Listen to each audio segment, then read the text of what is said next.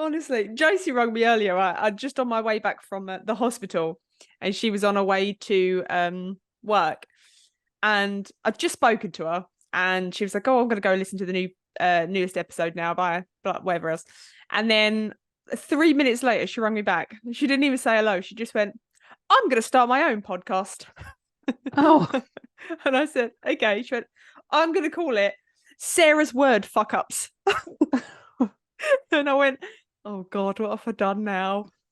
there's a whole lot of info that you could put into that. Oh God, I can't remember what word it was. Oh, entirely. She said I'd said the word entirely, and I was like, yeah. What's your problem? Why is that? Why is that going in the episode? She was like, no, it's entirely. Yeah, I said entirely. yeah, So entirely bicyclist. yeah, I think I was going for the word entirely, and also Yeah, go on. What? oh, What else? entirety. Entirety. Oh, Yeah, okay. but that Yeah. they've merged and they've become a new word. Yeah. Well, maybe we could make a book, like a new dictionary. Yeah, because Yeah. also what I've noticed, I've passed it on to Haley. Brilliant. So you're breeding another generation of we was in entirely. we was in the car the other day, and I was driving, and I took my glasses off to her, and I gave them to her, and I said, "Can you just clean them for me, please?" And she was like, she just got she was like, "How?" She's got a t-shirt, and she started like just wiping the lens. I said, "No, you need to scrubble it," and she was like, "Oh." She started doing it, and I was like, "No, you need to scrubble it like this." And she was like, "Yeah, yeah, I'm scrubbing it like this." I was like, "No, you're not scrubbling it properly. You need to do it from both sides." Needs to be a proper scrubble. Scrubble. You need to scrubble it like this. She didn't even question what I'd said.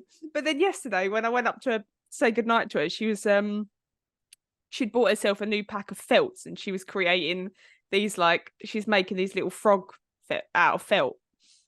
And I was like, right, put that down now. It's time to go to bed. And she's like, okay, but I'm just going to leave this pinned here so that it sloops it down. And I said, oh, okay, no worries. Josie must constantly be in the background going, Honestly, what? she's What are they fuming all the talking time. about? I Like know. you've got your own language. Yeah. Hayden was in the kitchen one time and she was wearing shorts. I can't remember the conversation, but she said, oh, I'm going to go up and put some long ones on. And I went, oh, okay, good idea. And Josie went, do you mean trousers? I just didn't even question. Oh yeah, As go put Hayley some long comes ones on. down in long johns. She's I'm like, just gonna no, I go meant put some. these. Just gonna go and put some long ones on. It's fine. It was like, as opposed to the short ones that you have on at the moment. Yes. Yes. Shorts and trousers. Long ones, short Short ones, ones and long ones. short ones, and long ones. Oh, Oh, good lord. yeah, you're a special breed. Or a stupid breed. Well, scrubbly short ones. Yeah. These words Well, just fly out of my mouth before my brain's got time to. yeah, and I mean, even then, even when your brain's got time to, still happens. It does, yeah. It does. Well, I apologise for my possibly rubbish audio, but this is my microphone today, and I am recording on location. Yeah. Where are you? I am in a mystery cave What is beside you? There's full of like wonders. Tupperware boxes. Do you know? Do you know what these are? No. Are they animals? Are they spiders? They are tarantulas. Yeah. Right. Yeah. Great. Yes, it's a weird and wonderful cave. It's my sister's room of requirement. It looks just like a. Is that a Yes, flamingo wallpaper it behind you? absolutely is. Flamingo Just wallpaper. covered in flamingo. Elvira, Mistress of the Dark, Yeah. No, it obviously. looks great. Yeah, If it's during the episode, Ecto one. I don't know what any of those things are. Awesome. I know what Um, you're going to say. If during the episode something happens over there, please don't tell me. yeah, I would just be like, oh, there's a Hi. spider on your shoulder. They're very large. Yeah, there's some large Tupperware boxes. Why Very is there large. a whole room full of tarantulas? I mean, it's a brilliant room. I mean, there's so much in here that I'm absolutely fascinated by. Oh my God, I made this. Oh, it's Oh God, my troll. is that made up from clay? It is. Look, Well, there's the. how old were you? Oh, 30? No, I don't I was know. gonna say. I don't know. Maybe, Yeah. I don't know, 7 or 8 or something. Okay. But yeah, Oh, it's you brilliant. could have saved Brilliant that room. for your blam. Random blam, go. Fuck. That's Uh, oh God. I don't know. Do yours. not how it works. You can't Uno Random. card reverse it. When I was 7 or 8, I made a troll out of clay. I don't know, random blam. You have a Harley Davidson. No, I've sold it. Oh, right. I Scrap was that. made to sell it, but I do still have a motorbike, but it's yeah, it's a bit more apocalyptic motorbike. It's a bit rough and ready, that one. It's not a Harley, but that's all I That's got. your random blam. Yeah. All right. I can feel things touching me. It's very Wonderful. hot here as well, so I will be randomly using my little handy fan because it is incredibly warm. Okay. So I Right. apologise. Random Random blam. blam, go. Go. When I was, I'm gonna go ahead and say 17. Mm. I paid for my very own singing lessons. Oh God, I wondered what you were going to say then. Did you? Yeah, I did. Yep, That's pretty cool. yep. What sort of Worked a thing? treat. Yeah, yeah. Let's What hear some. what we actually did was, Mm. she'd written a book that she'd like self-published, and I had also written a book when I was like 16. So I used to take my book down to her, and she used to just go through it for me. Oh, that's cool. Yep. Are you going to Uh, publish? I tried to when I wrote it when I was 16. I did try and get it published, Hmm. and to no avail. I still have the rejection letters, and J.K. um Rowling was rejected as well. yes. However, I'm no J.K. Rowling. How do you know? Um, Could be oh, I because I've read her books many times. many, many, many times. I've almost finished the last Harry Potter. When you messaged me with the code to say that you was ready, I was like, oh shit, it's almost finished. Damn it! Damn. I've got about 7 more pages left or something, so not a lot. Not a lot. And I think possibly the first episode we've done where I haven't got my ears on. It's too hot for my ears, Too hot for and your I'm ears. in a different country, so I was like, it's going to be too hot for ears. So yeah, I Yeah. apologise for that because I know everyone on YouTube will be mortified. Devastated, absolutely Hmm. devastated. But I do Right. want to ask, what is that next to you? Because that looks awesome next to you. There's something cardboardy and Oh, amazing. It looks so wicked. during the 6 weeks holiday, me and Hayley were going to make a witch's house out of cardboard Hmm. because when she was, I'm gonna go ahead and say 8. No, she was younger than that, 6 or 7. We made Hmm. a castle out of paper Hmm. mache, cardboard, and whatever else. Castle, turrets, trees. You know, it was like and we painted it spectacular. So we was going to make a cardboard witch's house, but it's much more difficult when you're trying to do it with a 12-year-old because they now have opinions and ideas of how to do things Ugh. themselves, which is just, yeah, it's not the best. Oh, I'm gonna wreck Yeah, everything. I mean, what I can see of it looks wicked. Oh, that looks so cool. Yeah, it's pretty cool, but it's not finished. I can see that. Yeah, it's not finished. That looks cool. I can't wait to see that when you finished it. Are you going Yeah. to like crack on with it while Haley's at school? Yeah. No, she won't let me. When she Oh. went to her dad's the weekend, she was like, I'd just stuck a few more tiles on and I'd drawn where I wanted the windows. And she was like, how dare you? Just say to her, look, do you want to be a part of this a little bit, or do you want to not be a part of it at all? Yeah. They're Yeah. your choices. It's the same as when I used to make her birthday cakes. I used to make 3-tier birthday cakes, and she used to always want to help, but I don't. You can't touch this birthday cake because I'm an absolute perfectionist. So we used to get her to cut out little like leaves and things like that, so that she felt like she was helping. But I'd never stick them on. No, you just eat them. Like, Thanks, darling. Really that's good. Wonderful. 4 inches thick. Any other business? Yeah, I want to do a big shout out actually to Maddie and her colleagues, because she said that they've actually started doing a random blam in the office, and it's amazing. It really made my day, because I can imagine that was awesome. Everybody sitting in the office and it's really quiet. They're just, doing their work, and all of a sudden someone goes, random blam, go.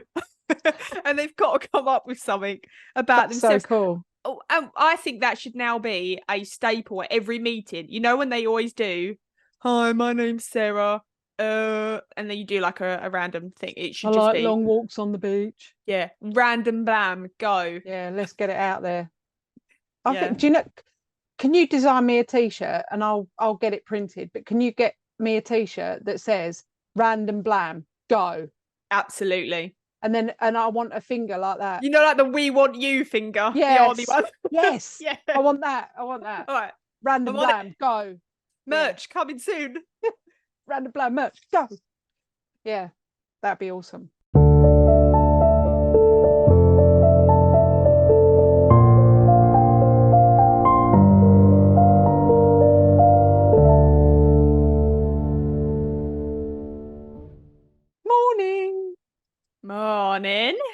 Morning, everyone.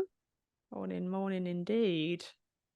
Right. Oh, I've got a really itchy nose this morning. Oh, we're going to get a surprise. Is that what that means? Yeah. I mean, I've got like a spider crawling on me or something. Why? Yeah, you haven't got a spider crawling on you, don't worry. However, that fits very nicely into my story.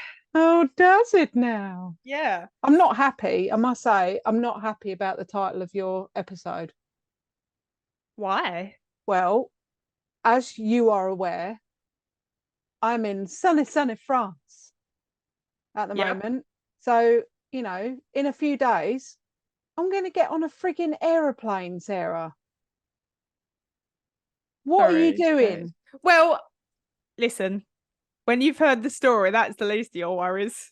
Oh, well, yeah, that makes me feel much better. So, this is the story of Julianne Kopke. Okay, I like the name. Never heard of it. Never heard. That's good actually, because I was quite aware of this story, and I've listened to podcasts on it before, and it's just crazy. Okay. Absolutely crazy. So prepare to get your socks blown off, and if you feel like you're having a bad day, put this episode on, because your bad day is not a bad day compared to Julianne Kopke's day. I mean, is this going to be something that I'm going to it's going to play on my mind when I'm on the aeroplane in a couple of days? Oh, okay, no. Okay. No. Right. Here we go. So, born to German parents in 1954, Julianne was raised in Lima, Peru. Her father, Hans Wilhelm Kopke, he was proper German name. I know. Hans. He was a renowned zoologist, and her mother, Maria, was a scientist who studied tropical birds. I think, is it called anthropologist, something like that? Anthropology, yeah. Maybe. So she studied tropical birds. So this meant that Julianne and her parents often spent a lot of time in the rainforest, researching and studying animals. And when Julianne was 14, her parents had set up this biological research station in the Peruvian jungle called Pandora, which has been so cool to say, but not cool to type, because it keeps changing it to penguin every time I typed it. And they were in a penguin. In penguin. It's So, like penguin and an iguana. iguana. Yeah, I can't Yeah. even say that. Panguana. Panguana. So it was in the depths of the Peruvian jungle so that they could closely research the jungle ecosystem. So from the age of 14, Julianne lived in the Peruvian jungle with no mod cons, no, anything, no electricity, no running water, no comforts, no luxuries, no absolutely anything, because her parents didn't want any like generators or anything there that would make a noise and scare off the wildlife or make them not behave in a way that they would normally behave. Yeah. So she lived in the jungle, off of the jungle. And at first, Julianne was completely opposed to the idea. As a 14-year-old girl, she did not want to be living in. She loved the jungle. She loved animals. She'd grown up with it, but she didn't want to be living in the jungle. But she soon found out that she was a self-professed jungle child, is what she said. She loved it. Absolutely loved it. So Julianne learned how to live in the jungle, how to navigate her way around the jungle, like the vastness of it, the dangers to look out for, the animals that she would encounter in the jungle, how they would behave. So how they would behave if they felt threatened, how they would behave if they were on the attack, or just generally how animals behaved in the presence of other people. She learned what was poisonous, so all the vegetation and plant life growing in the jungle, and she learned everything that you could about living in the jungle. And unbeknownst to her at the time, she learned the very skills that she would need to save her life when she was 17. So Julianne would live in the jungle with her parents for nearly 2 years, but it was then decided that although she was being homeschooled by her parents, it wasn't enough. And she would return to Lima alone and attend the high school that she had been previously going to before she left for the jungle. And Julianne she's just an incredible person, but she was very adaptive and she fitted straight back into school. And she had no problems leaving her parents and staying with friends. And she quite regularly made the short flight from Lima to Panguana quite regularly, like on the holidays and things like that, to go back and see her parents. And she was very self-sufficient. She was very level-headed and very together. So her mother had actually flown over to be with Julianne when she graduated, when she was 17. And it was decided that they would fly back together to Panguana to be with her father over the Christmas period. So Christmas 1971, 17-year-old Julianne and her mother were looking to book tickets for the short 1-hour flight from Lima to, I think it's like Pacopa or Pacella or something. I can't remember the name of where they actually flew into, but they were going back to Panguana. So the flight was only an hour. And the late booking that they were trying to do, and the fact that it was the Christmas holidays, meant that their only option was a ticket aboard Lancer Flight 508, which was a turboprop airliner that could carry maximum 99 people. And when Julianne's when Julianne's father heard that the pair were planning to take this Lancer flight to go back and see him, he urged them, like the pleas of a desperate man, he urged them to book a different flight. So he knew that the Lockheed L188 Electroplane, which is the aircraft they would have got on, had a terrible reputation. Of the 170 Electroplanes built, 58 had been written off after they had crashed or suffered extreme malfunctions mid-air. Give it up. Stop making planes. You're not good at it. It's actually been designed for short haul flights across desert regions. Okay. And had already been taken out of service in America because of its reputation.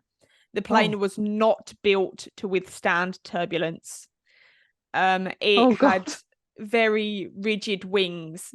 Okay. Unlike most aircrafts, where their wings they're not kind of fused onto the fuselage and they can withstand the turbulence and they're quite flexible. The wings of the Lockheed plane were not.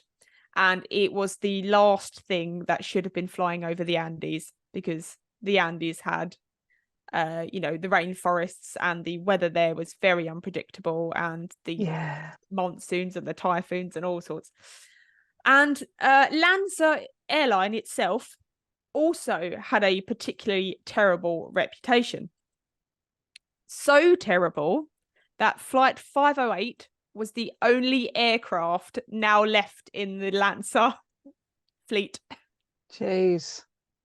So I'll give you a small history of the Lanza Airlines, and then good. You can tell me whether you would have made the same decision. I can tell you now. No. No. No. So the Lanza Airlines flew from 1963 to 1971 and had only had 3 planes in their fleet. Lanza's first crash occurred in 1966. Flight 501 from Lima to Cusco crashed 10 minutes after takeoff into treacherous mountain conditions.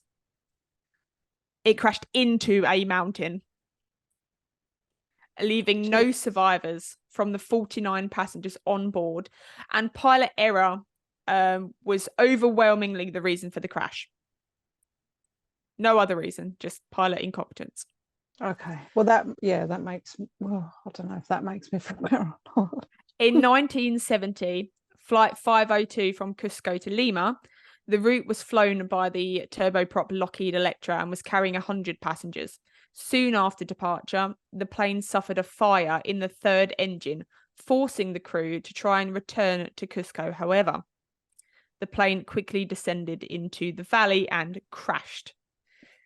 Investigators found that pilot error from incorrect engine shutdown procedures and faulty maintenance caused the crash. There had also been quite a few other, near misses with the aircrafts due to faulty maintenance and pilot error.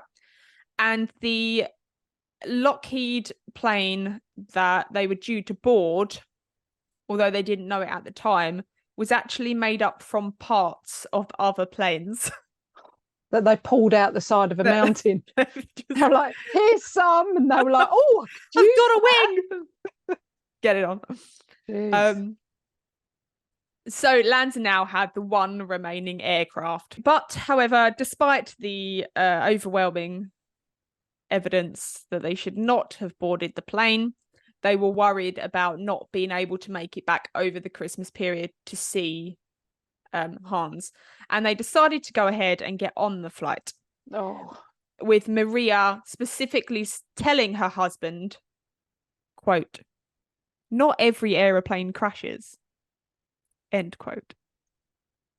It's only a problem if the plane that crashes is the one that you're on. Yes. Jeez. So Christmas Eve 1971, the pair arrived early at the airport. Their flight had been delayed by 7 hours. Oh, blimey. 2 previous flights from Lanza had been cancelled, so the airport was in absolute chaos, and everybody was trying to get a ticket to this last remaining flight. And they waited at the airport for 7 hours or more, and they eventually boarded the Lanza Flight 508. Initially, the flight seemed like any other. It's a straightforward flight. Like I say, it was only an hour. So by the time they get up, it's due to come back down again. Placed in the second row from the back, Julianne took the window seat while her mother sat in the middle seat. So it's a row of 3 seats, like a normal aircraft. Half an hour into the flight, they ate their sandwiches. The stewardess came round, gave them sandwiches, and Julianne looked at the rainforest out of the window beside her, and it was a lovely view for her flying over the Peruvian jungle. But 15 minutes before they were supposed to land at their destination in Pucallpa, that is the name of the destination, the sky suddenly grew black. And she said daylight turned to night and lightning flashed from all directions. Oh, gosh. And people were screaming. The plane had hit horrendous turbulence and it shook, like vibrated and shook, and it dropped and it rocked from side to side. And I'm going to put this out there now. No plane has ever crashed from turbulence. Oh, okay. So well, thank you. Just to, you know, if you ever experience turbulence, no plane has ever crashed just because of turbulence. No. So don't worry. However, no.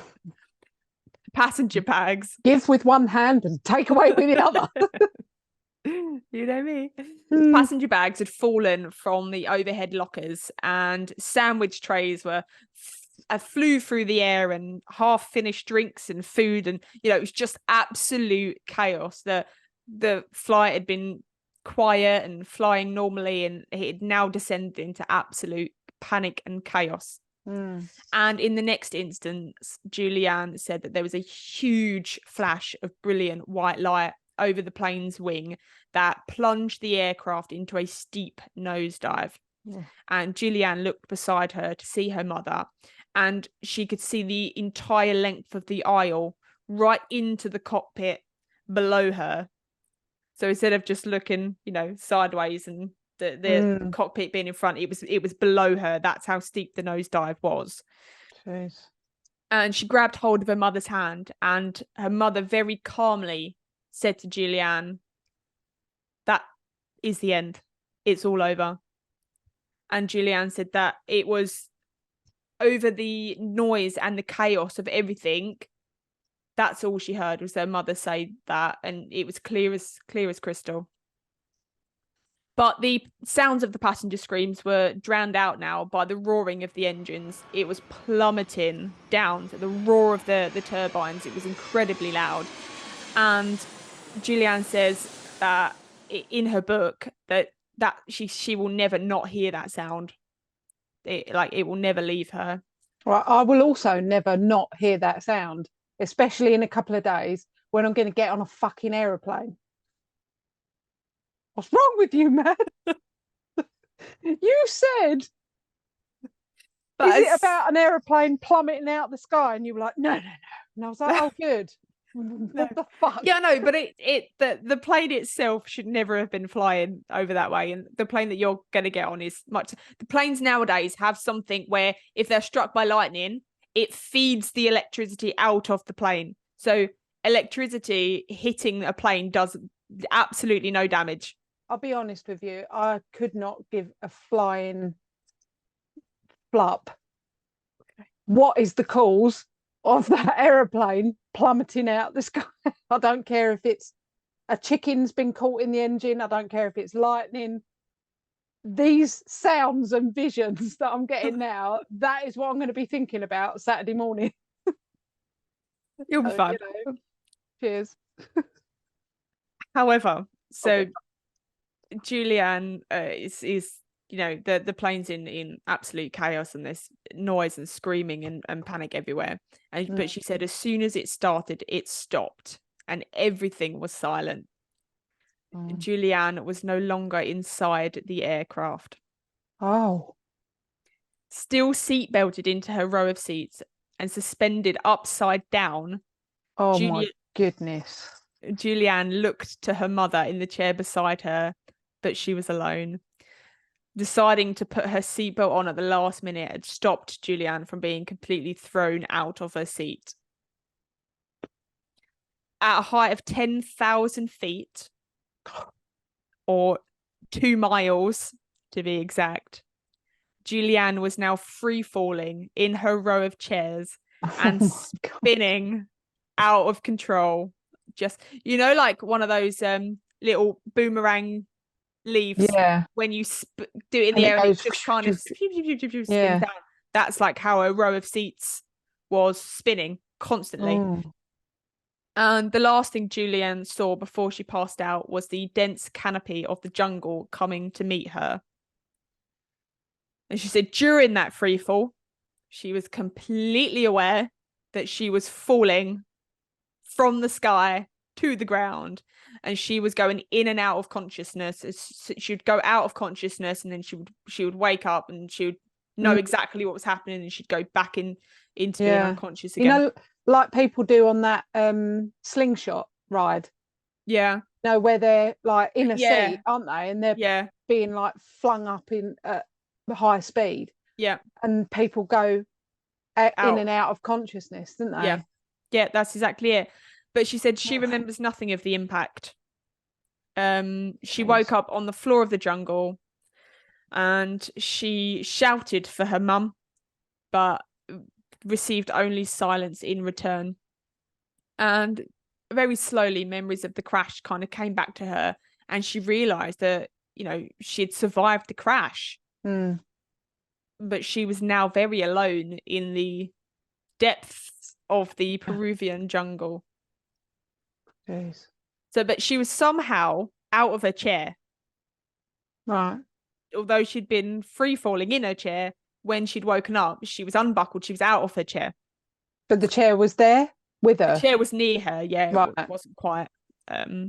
She weren't just sitting in her chair. It was near her. So she tried to stand up, but immediately passed out. And when she came to again, her vision was blurred, and she realized that she could only see out of one of her eyes. The other one was swollen shut.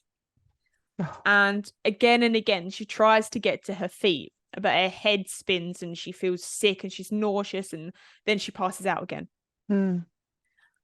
She eventually manages to get to her knees. So instead of trying to stand all the way up, she manages to get to her knees, and she kind of stays there, steadies herself. And it was then that she kind of managed to assess her injuries. So not only does she have her swollen shut eye, she's suffering from a severe concussion. She notices a large gash on her calf, which is about 1.5 inches long. And she has a similar cut on the back of her arm, but it's hard for her to kind of see. So you can't, it's right on the back of her arm. She can't really twist around and see to get a bit better look. She's only got one eye as well. She's only got one eye. And as she's trying to look around, she notices that her collarbone, it feels a little bit strange.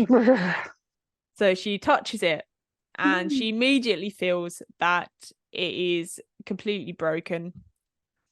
The bones, although they weren't protruding out of her skin, they were so broken that they were actually overlapping, so that she had bone on top of bone.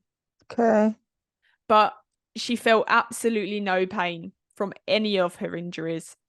Just this like crushing sense of loss, you know.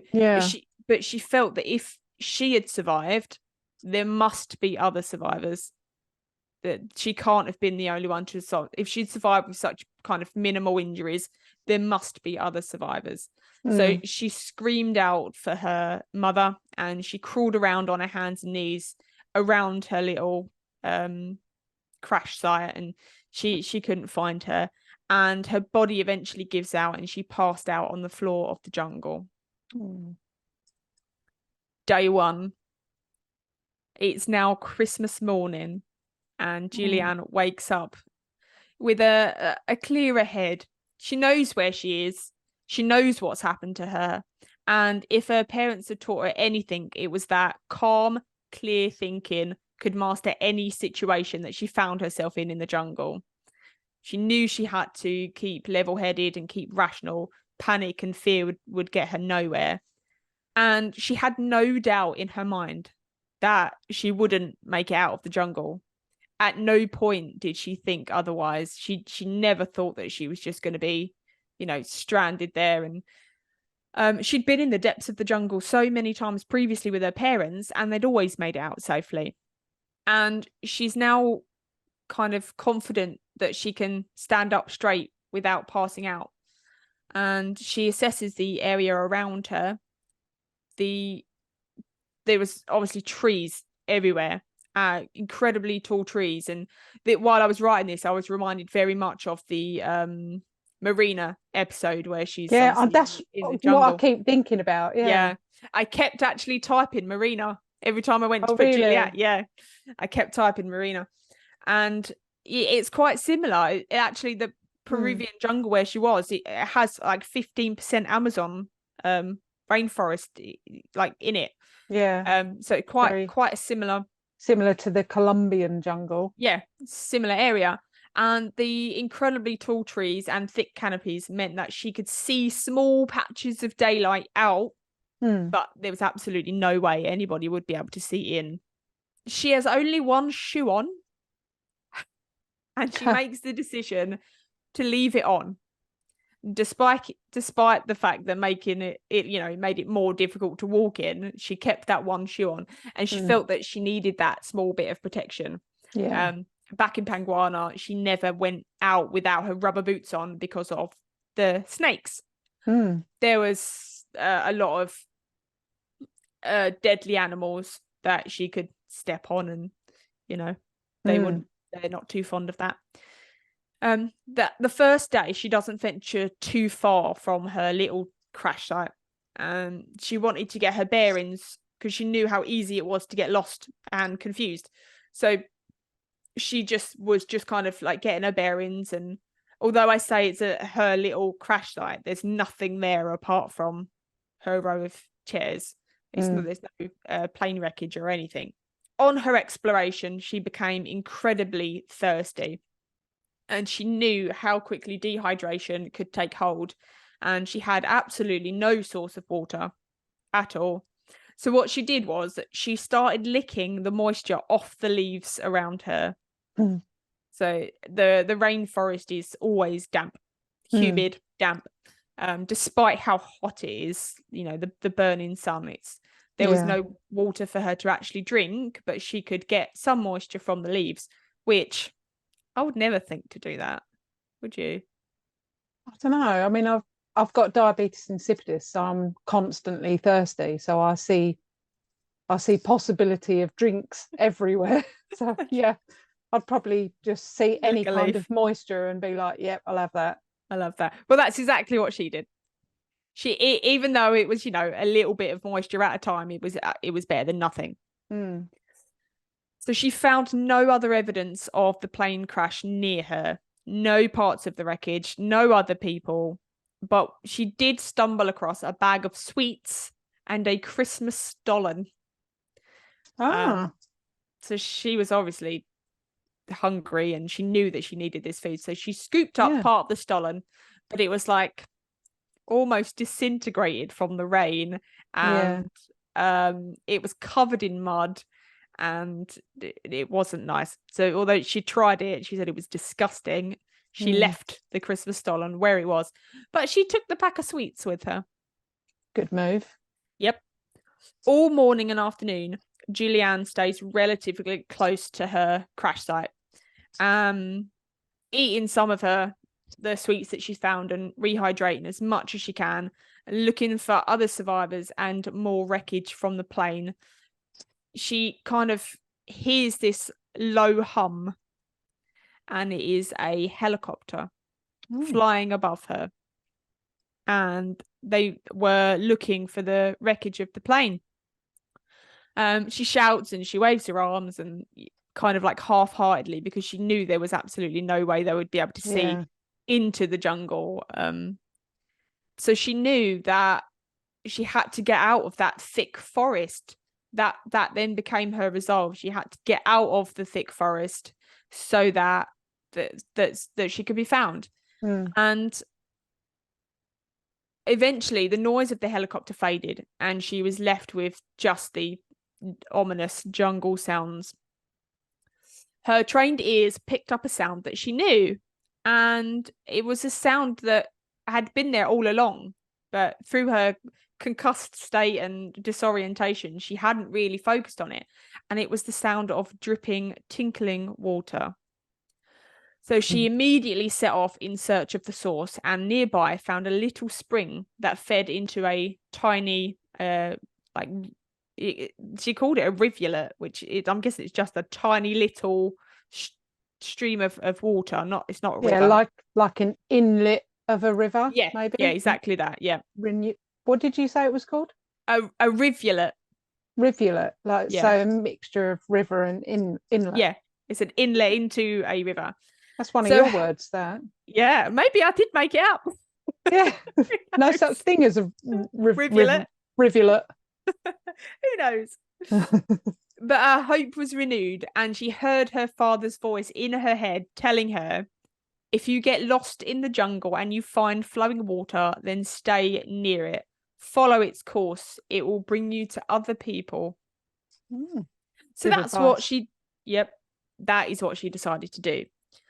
Having explored her little crash site as much as she could, she was sure that there were no other survivors nearby. There was no hope of being found by the helicopters above. Her only lifeline was this source of water. So she followed it for the rest of the day. She had no way of knowing how long she walked for. She generally told time by the light of she couldn't really see the sun. Yeah. And it was just how kind of how hot it was as well. When it started to get colder, she knew that it was getting into night and things, so she generally told time by that. So she walked and walked and walked, and eventually the tiny little stream that she'd been following started to widen, and eventually it turned into a low stream that was in this big riverbed. So there was a little bit of water, like a little stream, in this really big riverbed. So she was able to actually walk down into the riverbed quite easily. Instead of trying to hack her way through the jungle, she managed to quite easily walk through this riverbed. So she only stopped when it started to get dark. She knew that darkness brought dangers. And so she looked for a place to bed down for the night. But the only thing that she could sleep on was the forest floor. There was no other sort of, anywhere to sleep. And she always tried to protect her back. So, like up against a tree or something. And despite the humidity of the rainforest and the blazing heat of the sun in the day, the night was freezing cold. And although she knew how to make a fire, her training and her knowledge and all the times that she'd previously been in the jungle, she could quite easily make a fire. But it was the rainy season and everything was wet and everything was damp. So she couldn't even use her knowledge to make a little fire. Her sleep that night was plagued by insects everywhere. Rain, wind, sleeplessness. All throughout this, you have to remember that she was being absolutely hounded by mosquitoes, like buzzing everywhere. And that would be the case for every day and every night. The insects never, ever relented. Yeah, and she's by the water as well, isn't she? So that's where it's at its worst. Yeah. Would be near water. Mozzies. Yep. Meanwhile, news of the Lanza crash had reached Julianne's father. But he rested easy because he told his family under no circumstance was they to get on that flight. And he was quite confident that they'd actually heeded his warning until the next morning when the passenger list was announced and the names of his wife and daughter were read out amongst them. Could you even imagine? No. Like just being in that mindset of thinking that's fine because they didn't get on that flight. Yeah. And then hearing their names being read out, you'd be like, oh, I just don't think you'd ever think it was real. No. Day 2. Julianne woke up on the morning of December 26th and she felt no pain, no fear, only renewed vigor. She had one goal in mind, and that was to make it out of the jungle. May I just remind everybody that she's 17. Yeah, that's incredible, isn't it? That's proper, fight or flight mode. That's fight 100%, isn't it? Every time I was writing this, I had to kind of like remind myself because I was looking at pictures as well, and she's so diddy, so little, and she looks like a child. Yeah. it's quite easy to picture this woman fighting her way through the jungle and things, but actually she was a child. Yeah. Yeah, I mean, that's only 3 years older than Jessie. Yeah. You think, I mean, can you imagine Jess surviving in the jungle? Even myself, you know, me and Josie watch programs and I go, just no, kill me now. Yeah. I'm not doing that. Not doing that. Yeah, Jess struggles getting herself up in the morning and getting downstairs to get her own breakfast, which she doesn't. Yeah. So you I think, know. yeah, plonking her in the jungle? No chance. Nah. So day 2, she continues to follow the stream. And although I said it was easy for her to walk through, the path itself wasn't easy. It meandered wildly. Like it wasn't just a straight route. And it cost her a lot of time and a lot of energy. The terrain was rocky and hilly, and she couldn't see very well into the distance because of a swollen shut eye. So she didn't dare to take any shortcuts for fear of it leading her away from the stream that she was following. So she just stayed in that riverbed and followed the stream no matter which way it went. And on her travels, she met a Goliath bird-eating spider. And I'm gonna just I have say one that near me. just say that again for everybody. Goliath bird-eating spider. I don't think Goliath and spider should be used in the same sentence. I don't know about you. Well, Not happy about that. I'm not going to say anything negative or derogatory about bird-eating spiders and tarantulas because, you know, they are all in earshot of me to my right. Yeah. So they are beautiful and lily. And right. Well, I've got a different opinion of them, and here it is. So I've looked up the Goliath bird-eating spider, so you guys don't have to. Here it is. The spider itself isn't venomous. It's not venomous enough to kill a person. No. It has inch-long fangs, and its bite has been compared to hammering a nail into your hand. Its body is a whopping 5 inches big, with a leg span of 11 inches. You're welcome.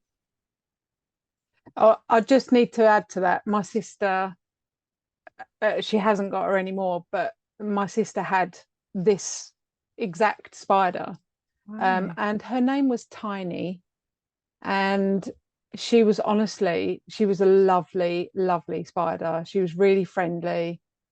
Why do people say the same as snakes? People go, oh, they were so friendly. Did it make you a coffee? How do you express a friendly spider? Just because it didn't bite you? What if I went, yeah, actually it did. Did you? You're just assuming that it didn't make me a coffee. That snake was so friendly. Well, how can a snake be friendly? You know, it doesn't open a door for you. Not biting your face off is friendly. I mean, Tiny was lovely. Like if you went up to a big like tank that she had, and like it was cool. It was like a little rainforest in this tank, and that's where they belong. Tess makes it all like humid and nice for them. But Tess did go to Peru. She went to Peru. She lived in the rainforest in Peru, and she was part of a like rescue program, breeding Flight program. 508 was it? 507, just the one before. But yeah, it's not for me. The thought of going into the rainforest, firing this fog up into the canopy of the rainforest, and then put great big umbrellas that catch the spiders and things that come out of it. It's not for me, but you know. Well, it wasn't for Julianne either. But no, she had no choice. She had no choice. She knew that actually the spider itself, it wasn't going to bite unless she antagonized it. It wouldn't bite her. So she kind of just skirted around the spider and carried on her route. And the stream eventually got bigger and wider and deeper, and eventually fills the riverbed so that now she has to wade through it. And the river itself is filled with all sorts of dangers. And actually, later on, we come to learn that it's actually called stingray. Oh, I can't remember what it's called. It's further down in my notes, but it's Nice. not got a nice name to it. Anyways, it's filled with danger. It's filled with stingrays, snakes, caiman crocodiles, piranhas, and just all sorts of awful things. But again, Julianne, she knows that the river is a safer option for her than trekking it through the jungle. So she makes her way through the stream. But what she does is she leads the way with her sandaled foot, because she knows that if she steps on a stingray, that it will immediately shoot a poison barb into her foot, and that will be the end of it. So she goes with her sandaled foot ahead, and then to make sure that it was clear and that she wasn't stepping on anything, and then she would proceed. So it was quite slow going. She's got a broken collarbone. Later on, you'd find out that she's got like a ruptured ligament in her knee as well. And like I say, she was a teenager. She was a child, and she had this knowledge that she knew what to do. Thank God she did. So day 3, Julianne continues her journey through the stream. The sun was scorching her skin so much that her back had open blisters on it. And it was on this day, on day 3, that she came across her first bit of plane wreckage outside of her own little crash site. And she found one of the plane's turbines, and it was scorched black. But she said that although she knew that this turbine was from an aeroplane crash, she didn't kind of relate it back to the aeroplane that she was on, and that it was actually her crash that she'd been in. She was like, oh, there's a bit of plane there. It's random. Yeah, what's that doing in the jungle? Yeah. It's shock and concussion. She didn't kind of, and I guess a protection mode. Yeah. It just didn't resonate. But she continues her way down the stream. Day 4, while making her way continuously through the stream, Julianne hears a noise that made her blood freeze in her veins. And it was the sound of flapping, large wings flapping, louder than that of any other bird. And she knew this sound because her mother had studied birds, and it's an ornithologist, not an anthropologist. Yeah. Oh, what's an anthropologist? Someone else. Okay. Someone that studies antlers. Yep. So she knew that this sound was not good. This was the sound of the king vulture. The presence of the king vulture would only mean one thing to her, and it meant that there was a large amount of carrion in the forest nearby. And it wasn't a large amount of what? Carrion, like dead meat, dead. Oh, I've never heard that term. Oh, really? Carrion. Yeah. I don't know if I've pronounced it correctly, but I know that is a word. Is it? Yeah. And it means like dead meat. Yeah, like carcass and dead and putrefying flesh. Ugh. There you go. So she knew that that's what that meant, and it wasn't long before she actually stumbled across it. Shortly after hearing the king vulture, just on the other side of the river bend where she was, Julianne came across a horrific sight. And it was a sight of a 3-seat bench, the likes of which that she had been strapped in and that had fallen 10,000 feet, lay in front of her. But unlike hers, this one had landed with such force that it was buried head first, at least 3 feet, 3 feet deep into the jungle floor. Oh God. Passengers and all. Oh no. So she could tell from the legs sticking out of the earth that it was 2 men, 2 men and a woman. And in a moment of sheer panic, she thinks that this woman could be her mother. So she takes a long stick from the ground and she carefully removes the woman's shoe. And she sees that the woman has got nail varnish on her toes. And she breathes a sigh of relief because she knew that her mother never painted her toenails. She later on goes to, she understood that there's no way that this woman could have been a mother because her mother was in the seat next to her. She was relieved that this wasn't her mother, but she was also horrified because, these were still people. Yeah, it's still someone. Yeah, it's still someone. And the vulture was just sat atop the trees, just waiting. And there was nothing that she could do. Yeah. But she scanned the area around the seats and things for any other survivors that could have been there. And all the while, she's listening to the helicopters overhead. And she knows that she needs to hurry to find a clearing because she knows that the helicopters, they're not just going to search every single day. They will eventually stop searching. Yeah. So the days from here on out, the days start to merge into one, and she starts losing track of what day it is.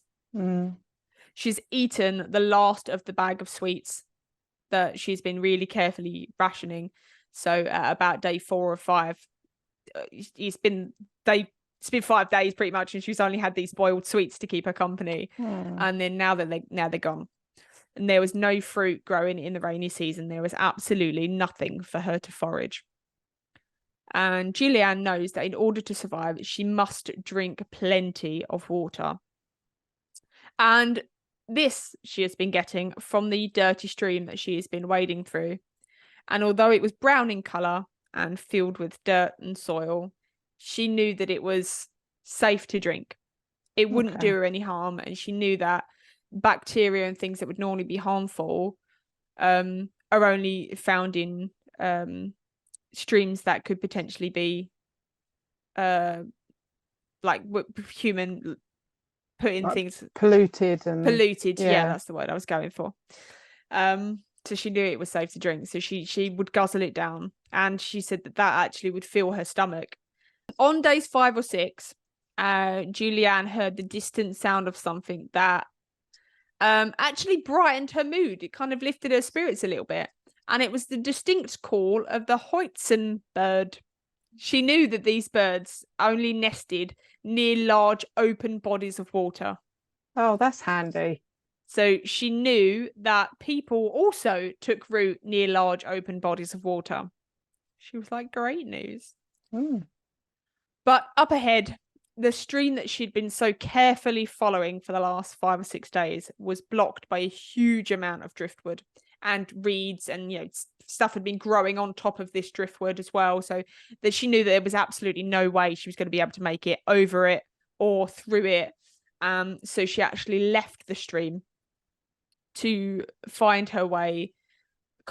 She wanted to just find a way around the blockage, really, but she had to fight through the underbrush. She had no machete. She said normally in Panguana you'd always go out with a machete. So it took her hours and all the time. It took her hours and hours and sapped what little energy that she had, but she managed to make it across, like around the obstacles. And what she found was that it kind of, where the blockage was, it fed into a river that was about 30 foot wide. It's a big old river that she was now about to follow, but there was still not a soul in sight. But she could still hear the helicopters in the distance. And when she looks up for the first time in 6 days, she can see quite clearly sky through the canopy of the trees.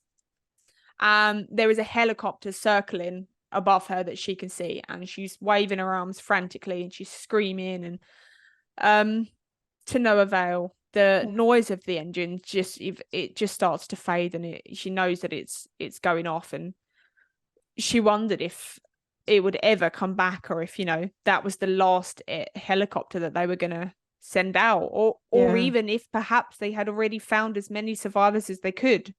And she was all of a sudden incredibly angry with herself, and she felt that she'd made the wrong decision. And she felt that if she just stayed where she was at the crash site, that she would have been rescued. And she still believed in her heart that there were other survivors that had also been rescued. And she was the only one left in the jungle. But despite that, her resolve, it still didn't waver, and she never thought about giving up, and she just knew that she had to continue. But the river that she'd come across now, it was too deep for her to walk through. And she didn't have the energy to fight her way through the jungle. So she decided that she would just float down the river and just making sure that she didn't bash into any logs or debris or anything, because she knew that, you know, if she'd broke a leg or something, then that was it. That would be death for her. So she would just lay and float. So by day 7 or 8, she noticed that the wound on her calf had become very swollen and red. And no. You know, she'd been wading through this dirty water for I don't know how long, and her body's not got anything to fight an infection. And she craned her neck around as best as she could so that she could see the wound on the back of her arm, and she was horrified to see that it had become infested with maggots. Oh God. And she knew from experience that was not a good thing. Nope. When she was a child, their dog had gotten a cut on its shoulder, and I think they said it was a why do words leave me? As soon as I go to say them, they just fuck off. This is why you make up your own. This is why I make them up. Yeah, the word was in my head. Just think of a word and say it, and yeah. It was an Alsatian, their dog. So it had got a cut on its shoulder, and this cut had gone unnoticed. And as time went by, flies had laid eggs in the wound, and then maggots had formed, and they burrowed their way into the dog's flesh. And what they do is they actually avoid blood vessels so that the wound doesn't bleed, so that, you know, that people aren't alerted to the fact that there's anything in there. Sneaky little buggers. Sneaky little buggers.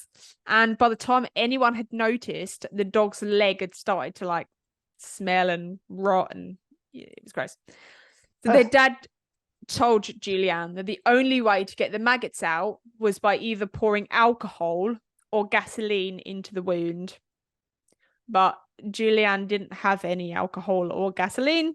Oh, she didn't? She did not. She did, however, have a small ring with her that she'd bent into some sort of pliers that she'd managed to that she was going to pull the maggots out with. But she said whenever she got close to them, they would burrow deeper into her skin. If that wasn't bad enough, she was also suffering from what she would later find out was 2nd-degree burns across her back. Oh God. From the sun. But nevertheless, she continued her journey. And by day 9, she was absolutely starving. Her thoughts became consumed with food, and her dreams were haunted by different arrays of meals set out in front of her, and all she could think about was food. An insight into my life. That is my world, my brain, every day. Food all the time. Yeah, what meals I'm going to have. Yeah. She was dangerously weak, and she knew that she was nowhere near finding people. Her experience in the jungle meant that she knew by animal behavior that they had never seen a person before. So they weren't bothered by her animals. They weren't scared. They were coming up to her more often.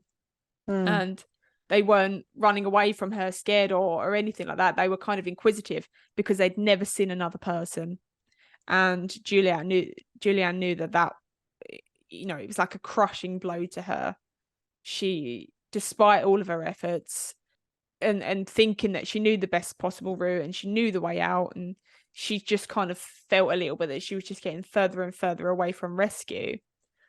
And by this time as well, she had also started to hallucinate visually and audibly. And while drifting down the river, she was sure that she could hear chickens in the distance. And it was always, she said, always chickens that she could hear. And at first she would get her hopes up and then realised that it was a hallucination. And There were no chickens. And she could no longer keep going at the pace that she had been going. And she often found that she was dozing off while floating in the river. And she knew that this could be disastrous. So she would often leave the safety of the river and climb up onto the bank to sleep. And then she'd go back into the river. One such day when she climbed up to the riverbank to sleep, she was woken by the small chirps of a baby caiman crocodile just inches away from her, with its mother very shortly behind. And she knew that she had to get back into the river.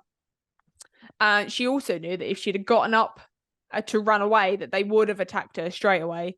So she thought the best thing to do was just to slide away on her belly, just back down into the water, instead of getting up and making like they do. Yeah, exactly like they do, exactly. So day 10, having had nothing to eat apart from her little bag of sweets, she was desperate for food. So she decided to try and catch frogs. The frogs in the jungle were poisonous dart frogs. She knew that. Right. And she knew that they wouldn't agree with her. They wouldn't kill her. But it would also be a little bit of something to give her, like a little bit of energy. It was still food at the end of the day. So she spent what little energy she had trying to catch these little tiny poison dart frogs, but she never succeeded. And it was on this day, day 10, that she saw something in the river up ahead. And it was a tethered boat. But she didn't trust her eyes at all. They'd been deceiving her with all sorts of hallucinations up until then. And as she got closer, floating down this river, the boat was still there. And she kind of shook her head and she rubbed her eyes and things, but the boat remained. And it wasn't until she reached the boat and she touched it that she knew that it was real. And this meant people. Yeah. And sure enough, when she looked by the boat up to the riverbank, she could see footprints leading away from the boat. And it would take her hours to cover just a few yards, but she followed the little path of footprints, and eventually she came to a small tambo. Now, a tambo is a little makeshift shelter. It was about 10 by 15 feet, and it was made out of like palm leaves and things like that. And it was something that hunters used to store their equipment while they went off into the forest. And sure enough, inside the tambo was the boat's 40 horsepower motor and a jug of gasoline. Nice. And she was sure that the owner of the boat was nearby, and all she had to do was wait. And as she was thinking and formulating this new plan, she thought about the jug of gasoline, and she remembered the maggots eating into her flesh. Oh. And the wound in her arm was obviously painful, and she could feel them burrowing inside. Yeah, and she knew that they'd gotten bigger as well. And it took her ages to eventually unscrew the cap of the jug. But she did it, but she didn't have the strength or the energy to lift the jug up. So she found a small piece of hose pipe in the shack and resorted to sucking up some of the gasoline and then letting the gasoline drip into her wound. And she said the pain was excruciating because at first the maggots burrowed deeper into her flesh before they couldn't stand the gasoline anymore, and then they would start to kind of make their way out. So she grabbed her makeshift tweezers and she began pulling them out one by one, and she managed to count to 30 before she was happy that there was none left and she couldn't see anymore. But she would find out later on that there were actually many, many more inside. The effort of finding the boat and climbing out of the water, the river, up to the tambo, opening the jug and then pulling these maggots out, left her absolutely exhausted. So she decided to spend the night in the tambo. it offered her shelter from the freezing wind, the rain, and she also found a piece of tarpaulin as well that she used as a blanket, which gave her some relief from the constant biting of the insects that so far every night she had faced. Yes. On the 11th day, she awoke in the morning and still no one had come. And it was then that she realized actually that sometimes hunters was only use these shacks periodically in the year, and that this could actually be an abandoned tambu, and that maybe there was no one nearby at all. Yeah. And she said in her book that it was only very briefly that she wrestled with the idea of actually taking the boat, but her conscience wouldn't allow her. She said that she could not save herself and potentially endanger the life of someone else. If there was someone else in that rainforest and she took the boat, that person would be in the same situation that she was, and she just couldn't do that. And she also did not have the energy to get out the 40 horsepower engine, or to even just push the boat back into the river and untether it. But by the time she'd made the decision to continue her journey along the river, it had started to absolutely pour down. And she told herself that she would just remain in the shelter out of the rain until it stopped. That way she could regain some energy as well. And by the afternoon, the rain had stopped. And she told herself that she would continue. She would leave the tambu. She would go back down the river and continue on. But she just couldn't make her body do what she wanted it to do. She no longer had the energy to get to her feet. She literally had no energy left to do anything. Yeah, so she decided that she would stay there for one more day, regain some more energy, and then she would continue on. And it was only then that the thought occurred to her that she could quite easily die here and no one would know. They wouldn't know her struggles for the past 11 days. They wouldn't know what she'd been through. She wouldn't know. Nobody would know the effort that she had put in trying to survive. Yeah, they would have assumed that she died on the plane. Yeah, absolutely. Absolutely. Nobody would know that she'd done all of these 11 days in the jungle. And that's a terrifying thought, that people could just disappear and you've got no idea what happened to them. Yeah. She knew she was starving to death. She'd gone too long without eating, but she no longer even had the energy to try and catch the frogs. But late evening that day, she hears out of the jungle voices, and she couldn't believe it. After all that time that she'd spent alone, not hearing or seeing another living person, she assumed that it was her mind again playing tricks on her. And this was her brain giving her one last bit of hope before she died. But the voices started to grow louder, and she knew that they were actually coming closer. And out of the forest before her stepped 3 men. And they stopped in shock horror at the sight before them. And before they even had time to register what on earth was going on, Julianne speaks to them in Spanish, and she says, "I am a girl who was in the Lanza crash. My name is Julianne." And that was the first sentence that she'd spoken for 11 days. And it was now January 3rd. Julianne had been in the forest nearly 12 days without any food or tools to survive at all. The 3 men obviously took care of her, and they gave her food to eat, but she couldn't really stomach any food. She said she got very, very little food did she manage to get down. They tended to her wounds, and they managed to pull out 50 more maggots from her arm. She asks them about the other passengers, and she's desperate for news of her mother. The men are aware of the crash, and they tell her that no one has been found. Not even the plane wreckage has been found. And as far as they knew, she was the sole survivor.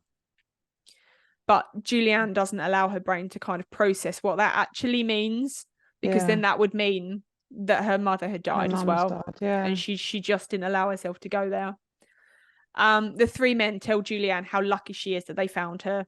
and that they actually hadn't been planning on coming to the Tambo at all. It was only because of the heavy downpour that the men had decided to come back to the Tambo to check to make sure the boat was still tethered. Yeah. So That was lucky.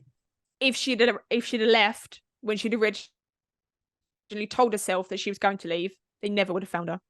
If she'd have left before the rain started, they never would have found her. And if she'd have left when the rain stopped, like she said she was, they never would have found her. The men decided that the best course of action would be to spend that next night in the Tambo and then travel early next morning into the village. And they desperately wanted to get Julianne to the hospital. That night, Julianne said she slept terribly. She all of a sudden could feel all of the pain from her wounds. The hunger that she'd been previously feeling hadn't ever caused her any pain.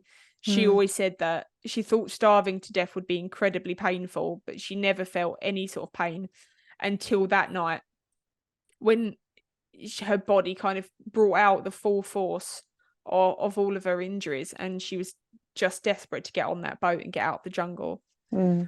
But she was too weak to make the short journey to the boat, so the men actually had to carry her, and they laid her inside the boat, and then they covered her with the tarpaulin.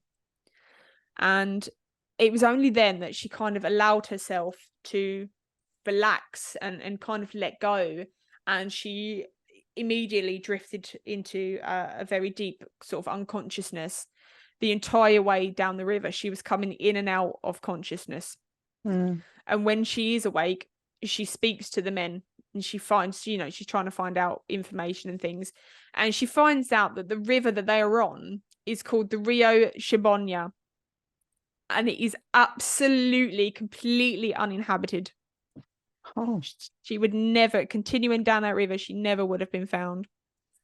The trip that the hunters took, it took hours and hours and hours before the river eventually joins the Rio Pachita, which is a much bigger river, where the village of Torna Vista lies. And that is the village that the three hunters had come from. And it was that she realized then that there was absolutely no way she could have made that journey by herself. She would have died well before she even made it anywhere near that little village.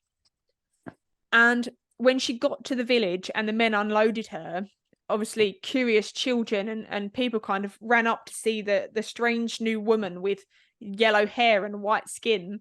They were all sort of like Indians and things. And the curious children run up to her, and then they left absolutely screaming, like terrified. And a woman saw her and she screamed. And this is a quote from the book. "Those eyes, I can't look into them. Oh God, those terrible eyes." And when Julianne asks the men what is wrong with her eyes, they explain that her eyes were completely blood red. All of the blood vessels had burst and there was no whites left. Even the black iris had turned red. Goodness.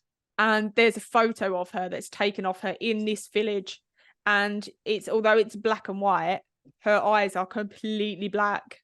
That would be quite scary, wouldn't it? Well, the three men that found her actually thought that she was like a water goddess, like the spirit of the Rio Shibonya. There's a tale about this river, about this water goddess, and they actually thought that that's what she was. So they were very superstitious and things, and they thought that she was some sort of not witch, but they didn't think that she was real. And she was like, "No, mate, I fell out of plane." Yeah. Excuse the appearance. Excuse me. A nurse from the village runs out to meet her, and Julianne is shocked because she actually knows this woman. She'd once given her a tetanus shot before she'd gone back to Panguana with her parents.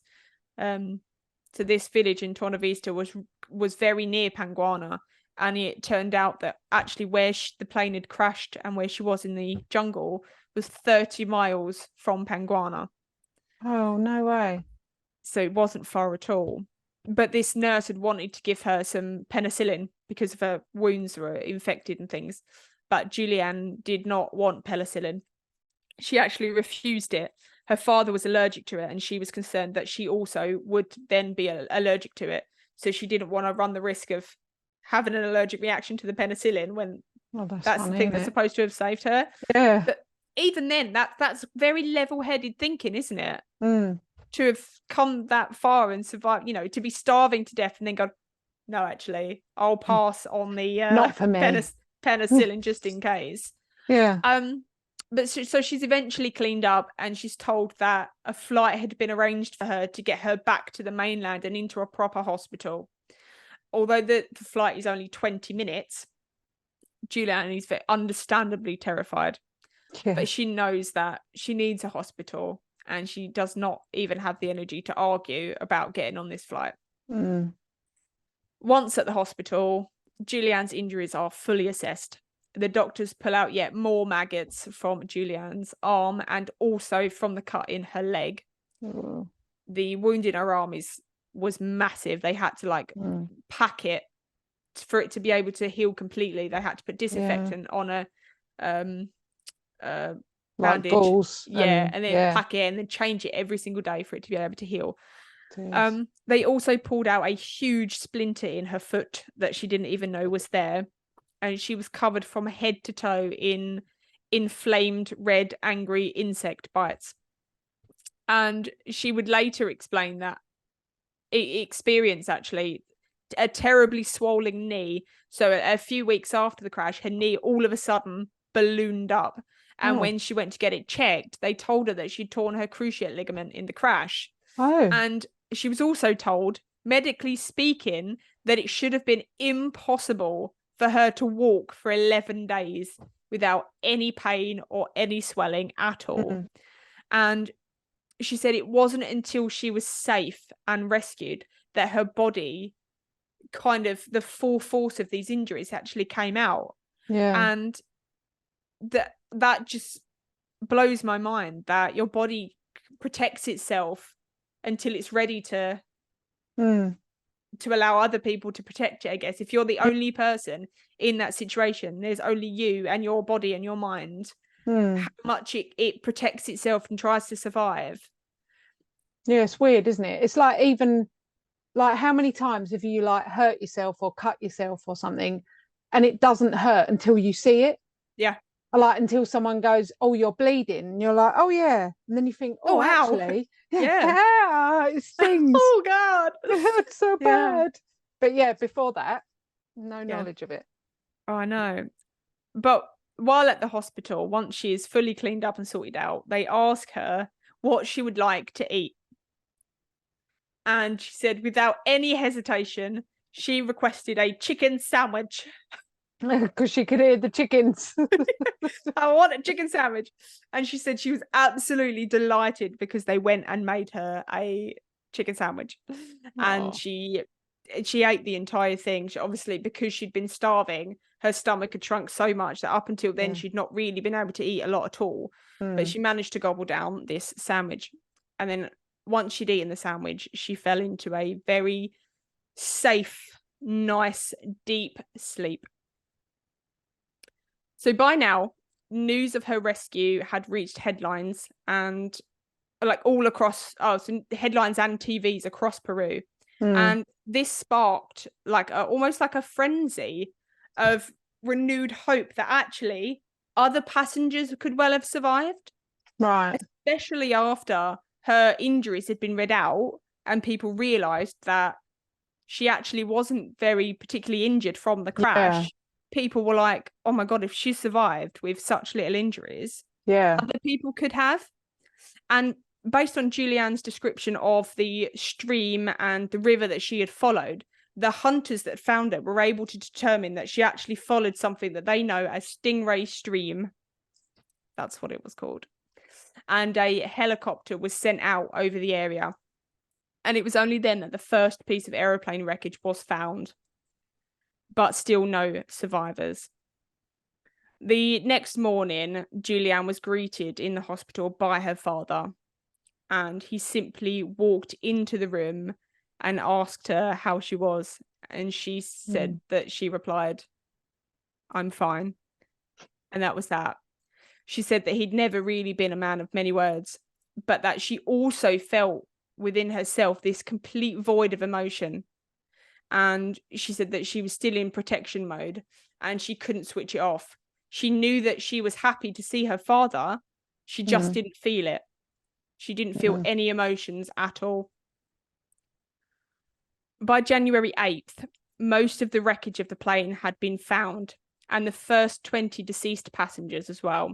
And there are reports of incredibly gruesome finds, much like what Julianne had stumbled across with the passengers in their seat.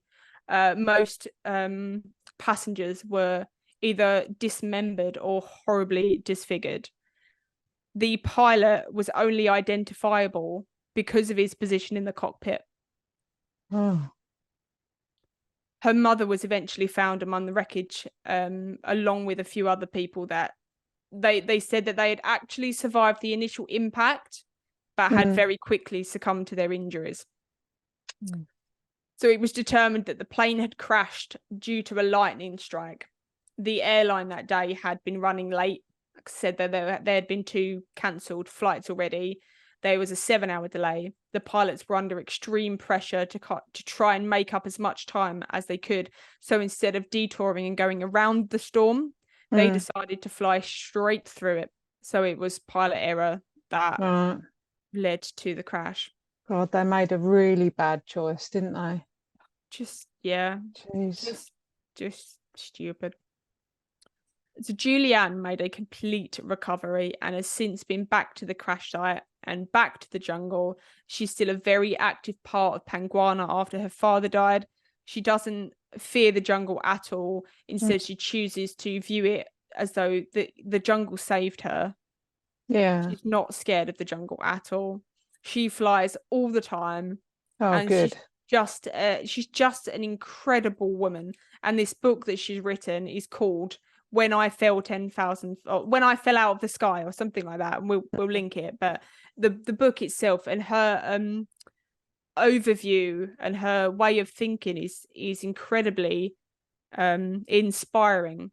Definitely. Because if you think, if you're having a bit of a bad day and you're like, oh God, I'm stuck in all that traffic, it kind of really puts things into perspective about what people can actually survive. Yeah. When you're feeling tired. I've said that since having chemo, never again will I complain about being tired, because on a normal pre-cancer, when you're just like, oh my God, I'm so tired, I actually wasn't. Yeah. Cancer tired is a very different feeling and is absolute exhaustion. And I'd never again will complain of just feeling ever so slightly tired. Yeah. I think we need to be aware of like our daily moans. Yeah. They're so be more responsible for it. Do you know what I mean? There's first world problems. First world problems. When you're like, oh, I've had such a hard day. Yeah. Yeah. Have you though? Have you though? Exactly. Yeah. But the reason that I chose this story was not just because it's, she survived in this situation. It's just the sheer amount of divine intervention. Yeah. That how things had to be so perfectly aligned for her to be able to survive and be rescued. I mean, your timing could have been better from my point of view, but sorry. But yeah, just the fact that if she had not, it's almost like her childhood had been preparing her for what was going to happen.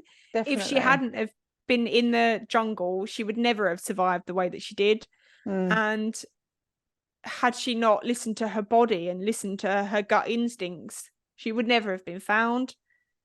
And it just the sheer amount of fate that led to her being found was what makes this story so incredible. Yeah, definitely. I think me and you should do a survival weekend. I would love that. See if we can actually function is a program without any like mod cons or anything. There's a program on Netflix and it's called Outlast or Outback. Why am I so rubbish at remembering? What's it called? It's one word. It's one word, and that's the whole point of your sentence. It's this really great program. It's called Well, it's called something anyway, and everyone should watch it. I think it's called Outlast. I said Okay. something. We was watching the telly yesterday, and this woman said something, and I just said to Josie, "What a waste of a sentence that was." And Josie just looked at me like, "Are you serious?" Anyways, Yeah. it's a program about survival, and they I think survive in the Alaskan. you're a lot more like Phoebe than you realise. You know that thing with the stuff? That's you. That is me. No. That is me, absolutely. The thing with the stuff. Yeah. You know, the stuff. You know the stuff, you know the thing with the stuff. Still no. No, yeah, no, Yeah. I do apologise. I watch Alone. Is it similar to that? I don't know, I never watched it. Alone is where they drop like 20 people I'm gonna write this down because I love in this sort of separate stuff. bits of Alaska. Oh, really? What's that on? Anyways, It's great though. Look it up. we'll Alone. yeah, we'll Because reconvene on that. Alone. Cool. But Great. yeah, so this story, although incredibly astounding as it is, the fact that like I say, the sheer amount of divine intervention and how much fate played a part in this, I think it really intrigued me. So there you are. It is incredible. It's very sort of similar to like a couple of the other stories that you've done, but kind of a bit of that, a bit of that, and a bit of that in one. But yeah, I mean, that's incredible. That's proper humans fighting down and surviving, isn't it? Yeah.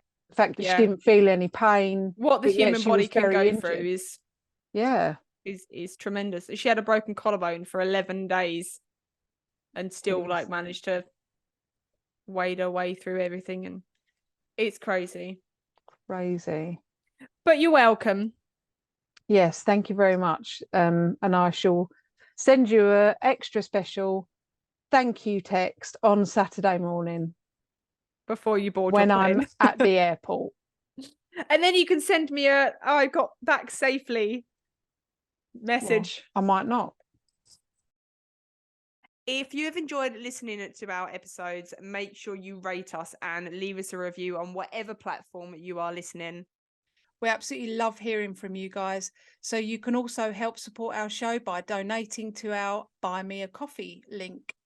We will make sure that you get a massive shout out and a big thank you in our next week's episode. You can also follow us on social media at Perplexed Podcasts. We're on Facebook, Instagram, and if you want to see more videos and blooper reels, subscribe to our TikTok and YouTube channels. You can also email us your stories at perplexedpodcasts@gmail.com. And you can find all the relevant links in the episode descriptions. Thanks for listening. Bye. Bye.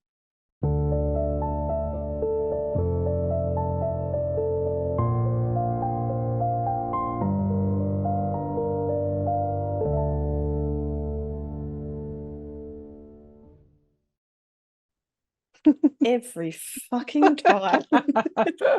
Every single time.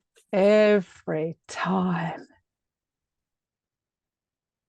I swear you could do an outtake video of me just trying to put my headphones on. Yep. We could fill a whole day of video of you getting your fingers caught in the microphone for headphones.